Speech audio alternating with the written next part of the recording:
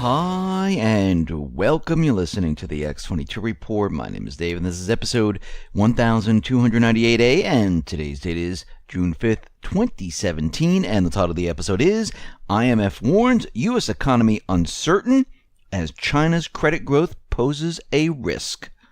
Let's get into the economic collapse financial news. Now, we've been looking at many different sectors in the economy, one of them being real estate. Why? Because real estate affects a lot of different things. It affects electricians, construction, production of lumber, cement, steel.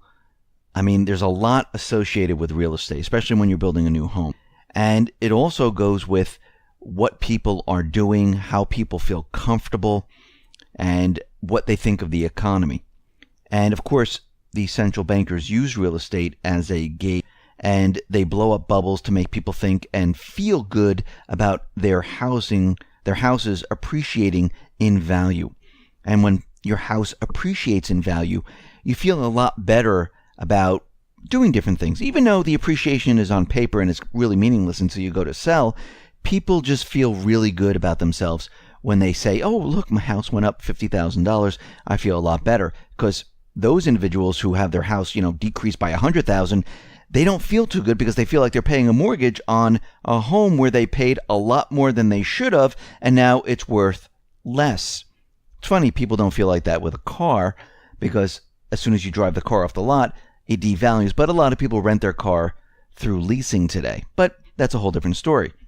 What we're seeing right now in the housing market, and this is up in Canada, the Toronto area, this is one of the areas where there is this huge real estate bubble, and we're seeing right now that residential property sales in Greater Toronto plunged by 20% last month, May. And what we're seeing right now is that things are rapidly turning around. And the Toronto Real Estate Board, they're looking at the sales, and condos have dropped by 6.4%, and detached homes, they plunged by 26.3%, which is quite a bit. Now, at the same time, new listings, the new supply suddenly coming out of the woodwork, soared nearly 50% year over year. Now, the report that came out, they try to put a very positive spin on all of this, saying homeowners, after a protracted delay, are starting to react to the strong price growth we've experienced over the past year by listing their home for sale to take advantage of these equity gains. Now, when we look at this, there's a lot of people putting their house up for sale. And I see this in my area in the United States, where all of a sudden, all these homes are for sale, and guess what? They are not selling. No traffic is coming to these homes right now. But there's a lot on one block. The same thing, we're seeing the same exact thing in Toronto. But there are three things that are happening in Canada right now. One we talked about is the Home Capital Group. Now, this financial institution caters to subprime borrowers. And we can see right now that a lot of the deposits in this financial institution, well, they have left. And we can see that they can't get any more funding. And we can see this is one particular thing in Canada right now, which is troubling, because what is happening is they're very nervous that this is going to spread. Now, the other thing is that the provincial government of Ontario announced a laundry list of measures, including a 15% tax on purchases by non-resident foreign investors. And this has caused a problem in the area. And again, what we're seeing right now is out in Toronto, it's starting to look like 2008, when you walk down the street and you see this house is for the sale, this house is for sale, this house is for sale, and there's no one coming to purchase these homes. And what we're seeing is the same thing happening in Toronto. And if you go onto Zillow and you look at many different neighborhoods around the country, you can see the same thing. Actually, you can zoom in and you can see how many houses are for sale on the one block. And then you can see how they drop the prices over a certain period of time, and still they haven't sold.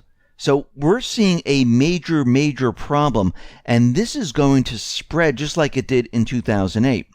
And when we start to put everything together, where we see retail, which is completely contracting on itself. It's imploding right now with all these stores closing down, with stores going bankrupt. And pretty soon we're going to see empty malls. We're going to see empty strip malls. And a lot of these stores will no longer exist that you've been shopping at for a very long time. Now, it doesn't mean that everyone's taking their cash and going to the online market where they're going to Amazon and all these places, because again, online sales is only 8% of the entire retail industry. What this tells us is that people don't have the funds to go out and purchase like they used to. They don't have the extra funds because they don't have the high-paying job. They're getting laid off.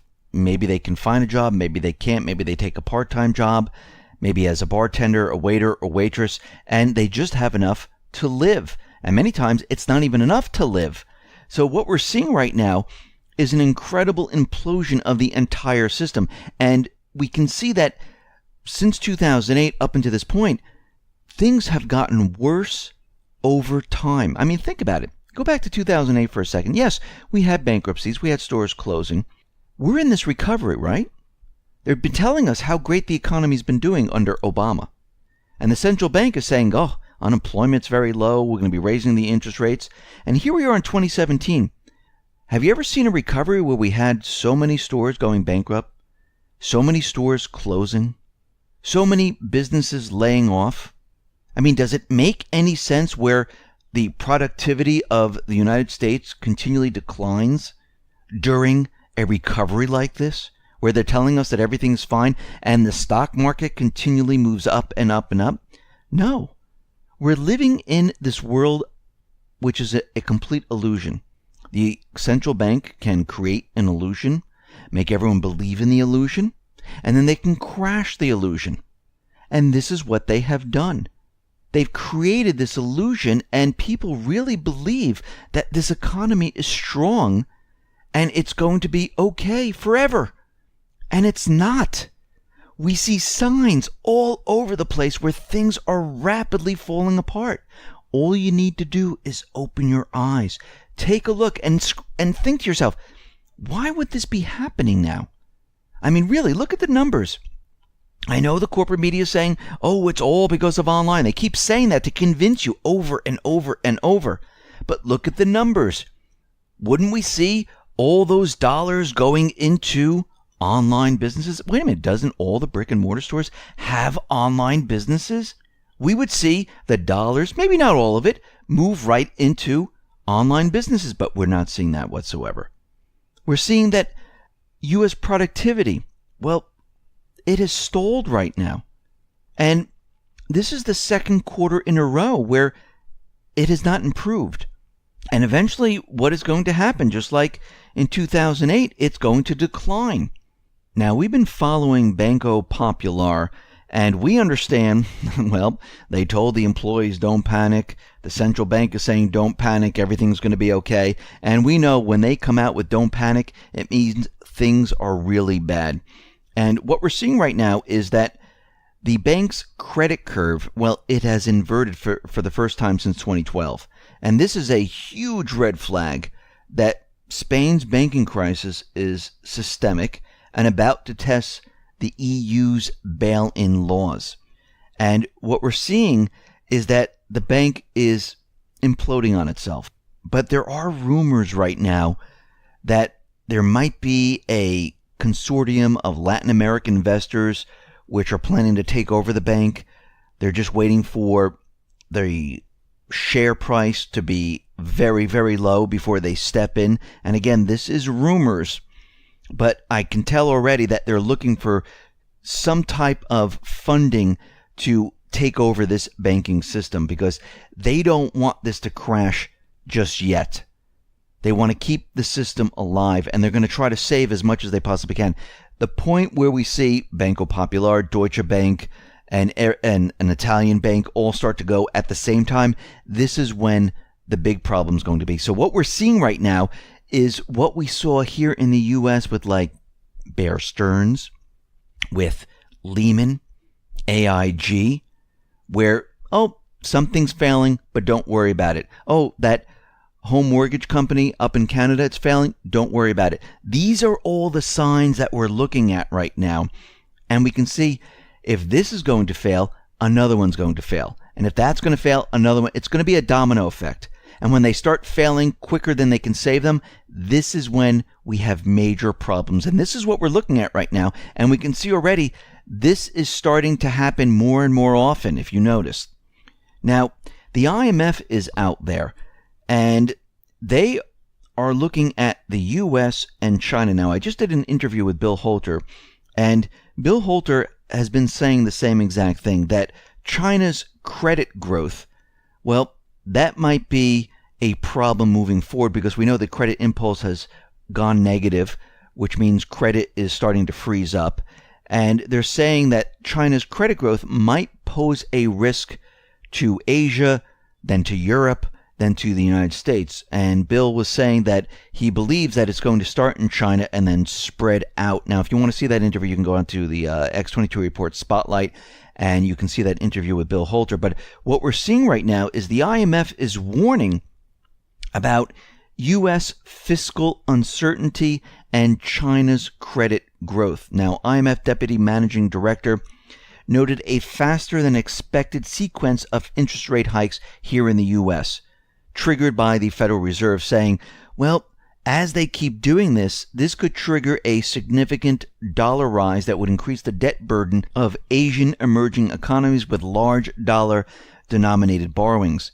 And they're saying that there's a near-term outlook which is clouded with significant uncertainties and risks. And the question is, what are those uncertainties and risks? And of course, it's Trump. Trump's proposed fiscal stimulus might bring down the economy, might stall the economy. And we can see already that they're setting all of this up. They're just waiting long enough to say, hey, we know why this happened. And we can see at this point in time, looking at everything that we've been looking at each part of the sector in the economy, we can see things actually are worse than they were back in 2008. We've never had this many stores closed, this many stores go bankrupt, the GDP this low in a recovery. Actually, GDP this low during the Great Recession.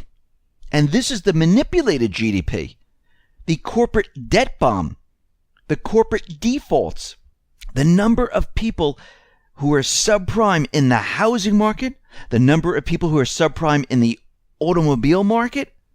I mean, this is a disaster. And we're seeing banks, financial institutions starting to fail. We're seeing the housing bubble popping in all different places. Now remember, they're not going to let you know that, oh, real estate is not doing well. Yeah, they'll let you know months and months later, just like they'll tell you a year later that we're in a recession, and they'll tell you exactly when it started.